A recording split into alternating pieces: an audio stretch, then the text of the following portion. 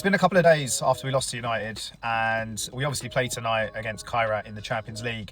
The aftermath to that defeat has been, well, let's say intense. There's been a lot of analysis into what's gone wrong, lots of praise for United, and rightly so. You know, they came and they've done what they needed to do and deserved a win. One thing I specifically wanted to talk about, and one player I wanted to talk about, was Martin Ødegaard. And this definitely isn't about digging out a specific player or because I've got some sort of agenda against Martin Ødegaard. I just think it's really interesting kind of seeing his performances recently. Also, just his role in this team at the moment. You look at the most recent games, he hasn't really performed. He's been hooked very, very early on. He's not the only one that's been pulled off by Arteta, but clearly there's something not quite working in that number 10, number 8 role. And this is his pass map from that United game. And look, I think the most glaring thing that you can see, you know, the direction of the arrows is not the direction that we want these passes to be going in. You know, a lot of sideward passes, a lot of backwards passes. And obviously you can see the positions that he's making these passes in. Okay, there are a few kind of in the pocket up here, but equally, you know, where he's picking up the ball very, very deep is maybe just not where he's the most effective, where, you know, he's probably occupying similar spaces to Zubimendi and potentially Declan Rice as well. And I think what the most concerning thing with Odegaard for me is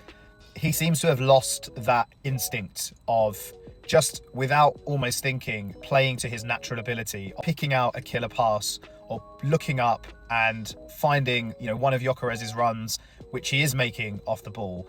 It just feels like he's either succumbed to the system a little bit, or maybe he's trying a little bit too much, or maybe he's just out of form. I don't know, but there's a massive concern there when your most creative, arguably most creative player, and the guy that should really be owning a game and dominating the midfield and picking up the ball in the areas that you want to see him in and looking up for a pass and trying to be almost as decisive as he possibly can be in the final third.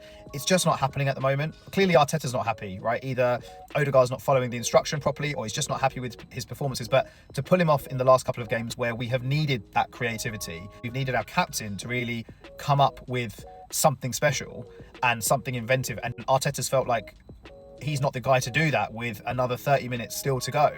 I think that's really telling. And obviously, look, the Kairat game tonight is what it is. We know we're going to get a changed lineup, but for Leeds, if it were me, I would be changing the team up and I would be trying something different, whether that's Eze in that role, where you know what you're going to get with Eze in terms of he is going to pop up in some of those dangerous areas. I mean, Eze hasn't necessarily done anything really to warrant starting over Odegaard. I think his form's been pretty bad and his impact off the bench has been pretty bad. Eze is the kind of player that will appear in and around the 18-yard box. You know, he will take 2 or 3 shots a game and he will more often than not test the keeper. I don't know what the answer is, but I want my creative players in the team to be exactly that, creating chances for our forwards.